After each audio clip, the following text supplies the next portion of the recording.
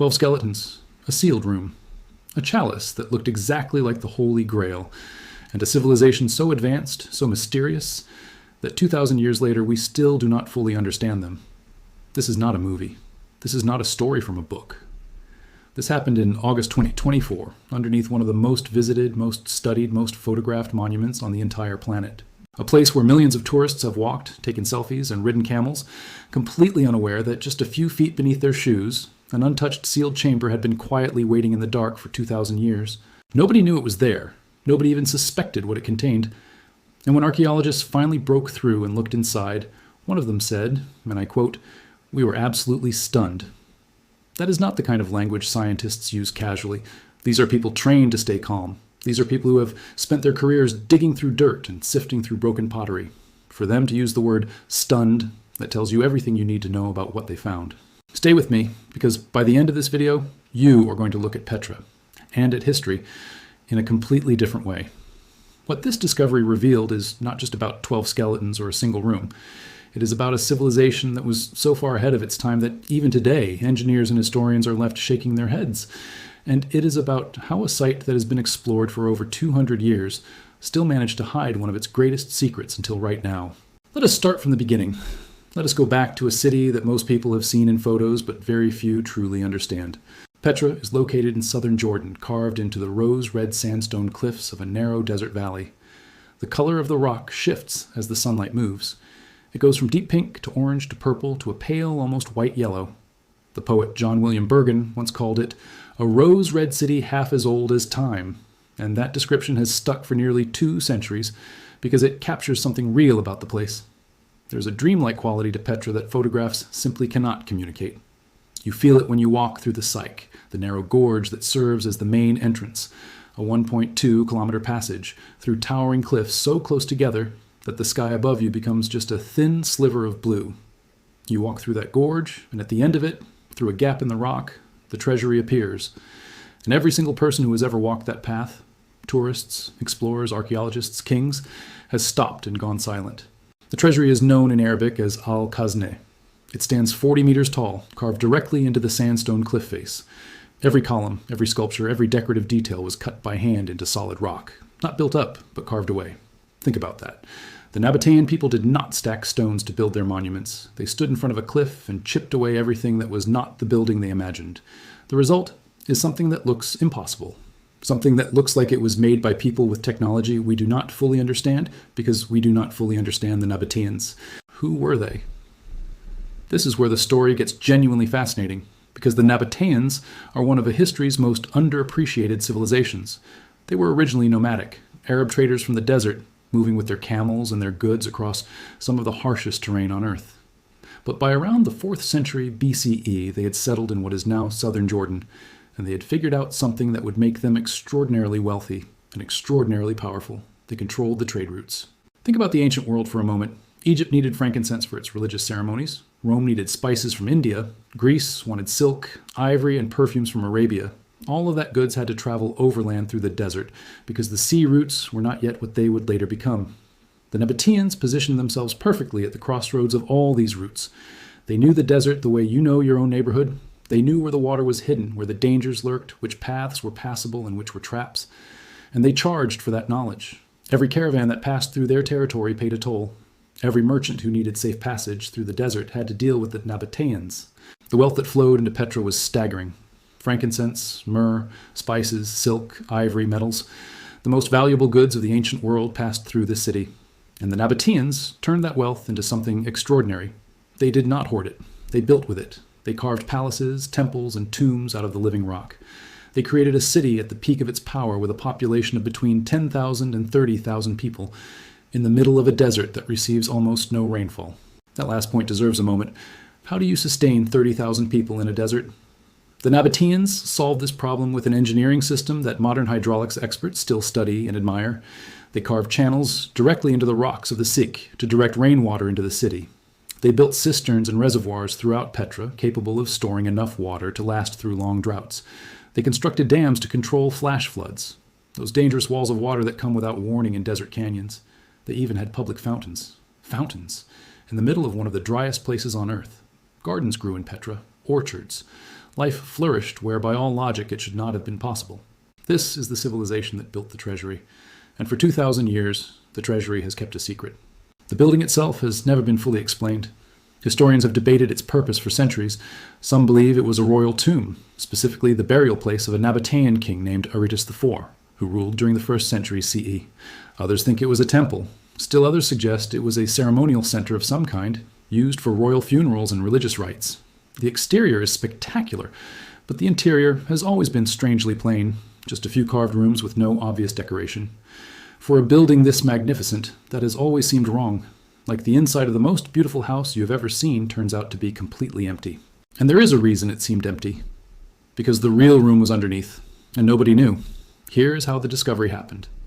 In 2024, a team of researchers, including archaeologists from the American Center of Research, geophysicists from the University of St. Andrews in Scotland, and Jordanian heritage officials received something extremely rare: permission from the Jordanian government to go inside the treasury building and scan the ground beneath it. The mission initially was not to find tombs. The team was actually studying the area to plan for flood management. Petra suffers from dangerous flash floods, and researchers were trying to understand how water moves through the soil beneath these ancient structures. Professor Richard Bates, a geophysicist from St. Andrews, ran a ground-penetrating radar across the floor. This technology sends pulses of energy into the ground and detects when those pulses bounce back off something solid, a change in material, a void, a cavity. And that is when it happened. The radar screen lit up with signals, not the signals of solid rock, signals of empty space, signals of a void where there should have been nothing. Professor Bates later described the moment simply. He said, "That's when we discovered the signals which I interpreted as voids in the subsurface." Careful language, scientific language. But underneath that careful language was something electrifying. There was a room down there that had been hidden for 2,000 years, right under the most famous building in Jordan, in a site that had been visited by millions of people and studied by archaeologists for over 2 centuries. The team applied for excavation permission, and they got it. The Discovery Channel's Expedition Unknown show and its host, Josh Gates, joined the excavation, bringing cameras to capture what happened next. In August 2024, they began carefully digging. What they found was a chamber approximately 18 feet by 18 feet and 9 feet tall. In metric terms, roughly 5.5 meters square, carved into the rock, sealed and untouched. The chamber had been intentionally closed. Whoever put people in that room, whoever placed those objects inside, had sealed the entrance and walked away. And nothing had disturbed it since. Inside, there were 12 complete human skeletons. 12, not fragments, not scattered bones, not the partial remains that archaeologists usually find in Petra, which has been raided and disturbed for centuries. Complete skeletons, lying in what researchers described as a ritual arrangement. These were not people who had been thrown into a pit. They had been carefully, deliberately placed. The way they were positioned suggests ceremony, intention, meaning. Men, women, and children, all together in this sealed space beneath the most powerful building in the Nabataean world. That fact alone, 12 complete skeletons in Petra, is extraordinary. In over 2 centuries of archaeological work at this site, finding even 1 or 2 intact skeletons has been remarkable. The most significant previous discovery of skeletal remains near the treasury happened back in 2003, when researchers found 2 tombs on the left side of the building, and those contained only partial skeletal remains. Finding 12 complete individuals here is, as one researcher put it, the rarest find in 2 decades. Possibly much longer than that. But the skeletons were not even the strangest part. Alongside the bodies, the excavation team found artifacts made of bronze, iron, and ceramic, objects placed deliberately beside or near the individuals buried there. Grave goods, the items a civilization believed their dead would need or deserve to carry with them into whatever came next. The ceramic vessels were identified as typical Nabataean fineware, that distinctive style of thin, elegant, painted pottery that the Nabataeans were famous for. The typology of these ceramics confirmed the dating, somewhere between the mid-1st century BCE and the early 2nd century CE. This was a burial from the height of Nabataean power, from the golden age of Petra. And then there was the chalice. One skeleton, lying in the sealed chamber beneath the treasury, was found holding, actually clutching, a ceramic vessel. It was cup-shaped. It was in the hands of the dead.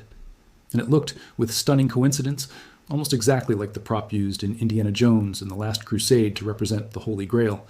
The same film that was partly shot at the treasury of Petra in 1989.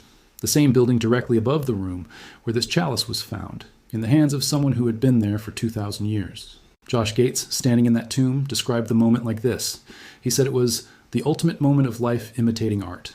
He said that when they spotted what looked like a chalice, everyone just froze. All of them. The archaeologists, the film crew, everyone. They stood in silence and stared at it. Scientists later examined the vessel carefully and determined it to be the upper portion of a broken jug, likely dating to the 1st century BCE. It was not technically a chalice. It was not the Holy Grail. But here is what is fascinating. In the context of Nabataean burial practice, finding a skeleton actively holding any object is extraordinarily unusual.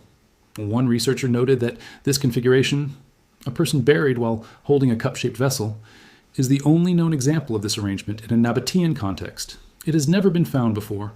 Whatever ritual meaning that object carried, whatever was intended by placing it in the hands of that individual, it was unique, it was singular, and it has never been explained. The chamber itself raises questions that still do not have answers. Why were these 12 people buried together beneath the most important building in Petra? Who were they? Were they royalty? Were they priests? Were they sacrificed? Were they chosen? What was the ritual meaning of placing them all in this sealed space together? The condition of the bones was described as intact but delicate, more fragile than expected given the conditions. Researchers believe that floodwater had seeped into the tomb over the centuries, which likely destroyed some of what was originally there. The Nabataeans typically buried their dead with textiles, cloth wrappings, necklaces, beads, jewelry. None of that survived. The humidity took it, but the bones remained.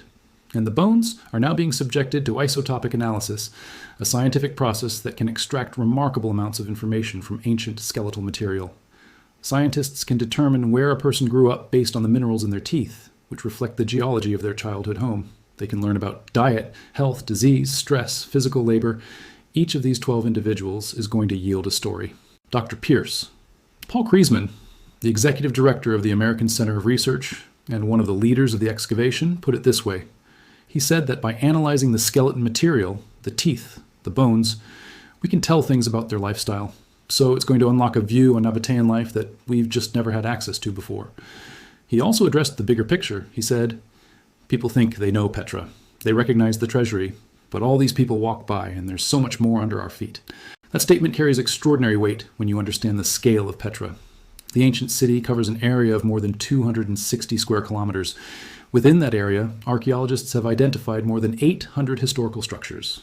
The treasury, the royal tombs, the monastery, the Roman theater, the colonnaded street, these are just the visible highlights. But estimates suggest that less than 15% of Petra has ever been properly excavated.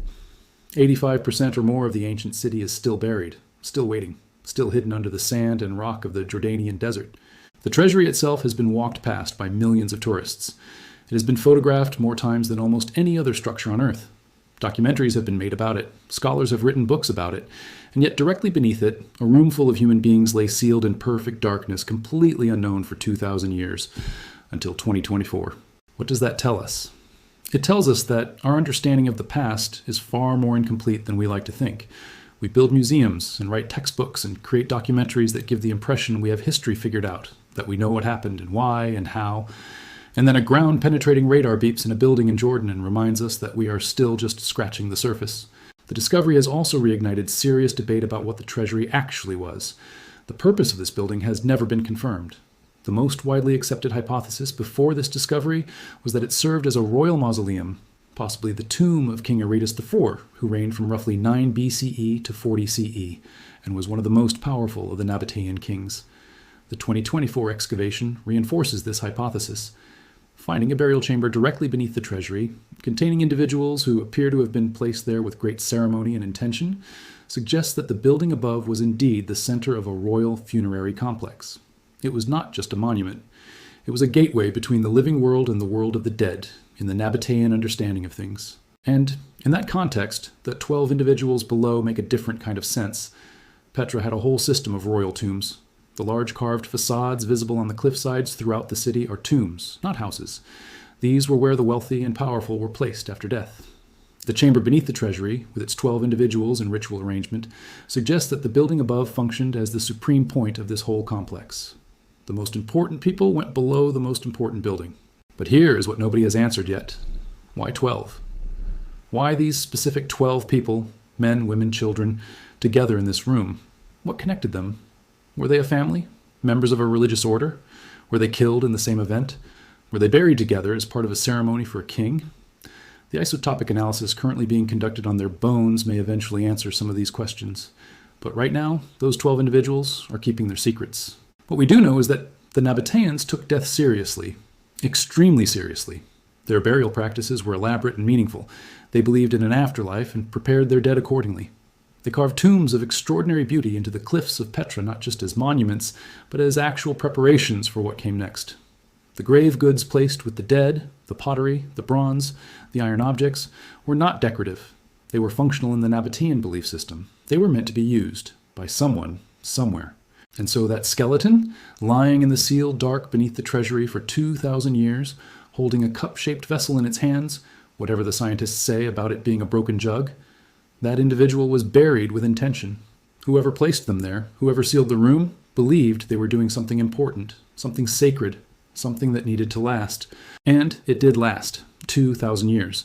It outlasted the Nabataean kingdom, which fell to Rome in 106 CE. It outlasted the Roman occupation. It outlasted the catastrophic earthquake of 363 CE that shook much of Petra into rubble. It outlasted the centuries of gradual abandonment. When the trade routes shifted, the population drained away, and the desert slowly reclaimed the carved city. It outlasted the Swiss explorer Johann Ludwig Burckhardt, who rediscovered Petra in 1812 by disguising himself as a Muslim pilgrim and convincing local Bedouin guides to take him to the legendary lost city. It outlasted the Victorian fascination with Petra, the early 20th century archaeological surveys, the UNESCO World Heritage designation in 1985, the Indiana Jones filming in 1989, and over 1 million tourists visiting every single year. All of that happened above. And below, 12 people lay in silence. The team at the excavation plans to continue their work. There is reason to believe that more chambers exist. The ground-penetrating radar detected what may be additional voids in the subsurface of the area around the treasury. The 2024 excavation was just the beginning, and Dr. Kriesman made it clear that each new find reshapes what we thought we knew. He said, "Little did we know that this dig might completely change what we know about the treasury and help solve the mysteries of the Nabataean people." The mysteries of the Nabataean people. That phrase deserves to sit for a moment. This was a civilization that rose from nomadic desert traders to sophisticated urban engineers who built a city with running water in the middle of a desert. A civilization that controlled the flow of frankincense, myrrh, spices, silk, and luxury goods across the entire ancient world and became fabulously wealthy doing so.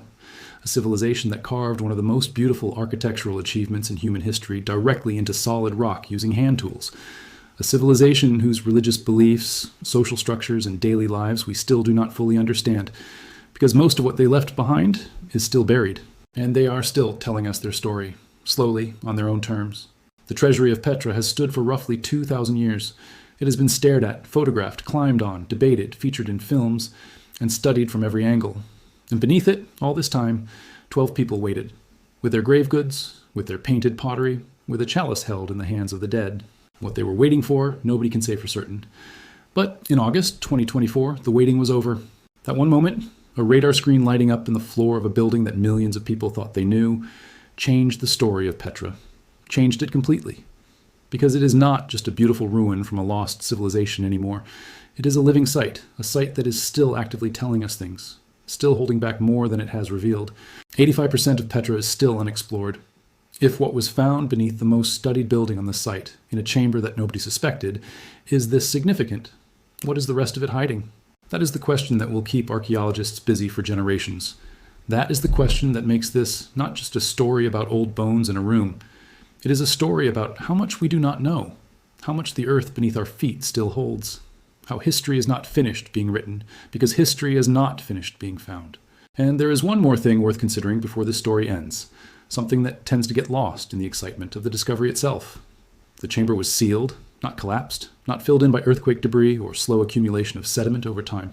Sealed, deliberately, by human hands, by people who made a conscious choice to close that room and leave it closed. In the ancient world, sealing a tomb was not a simple act. It was a ritual conclusion. It was the final gesture of a funeral ceremony.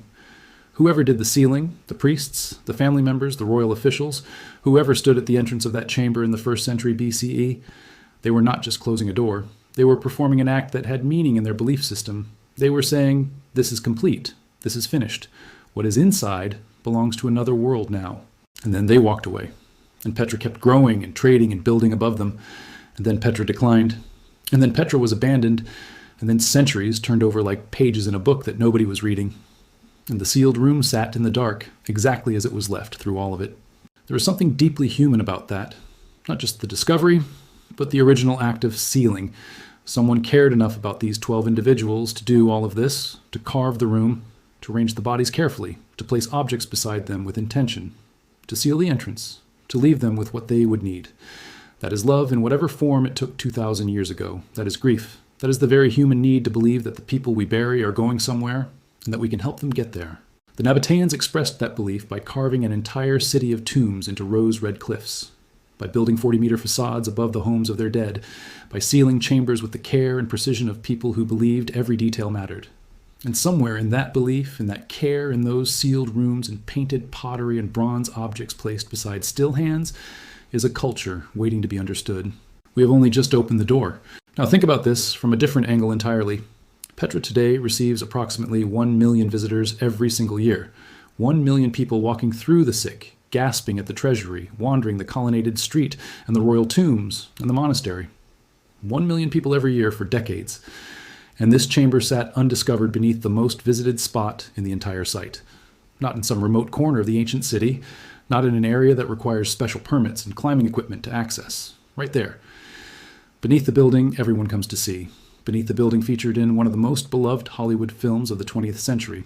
Beneath the building that everyone photographs from the same angle at the end of the same narrow gorge. 1 million people a year, and not one of them knew.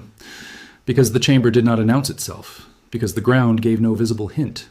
Because the sealed room was perfectly, completely invisible to anyone who was not actively looking for it with the right technology and the right permissions and the right scientific training. That invisibility is the most important lesson of this discovery. Not just what was found, but the fact that it was there all along and nobody saw it. That is the real message. The past does not always announce itself. History does not put up signs. The things we do not know are not absent.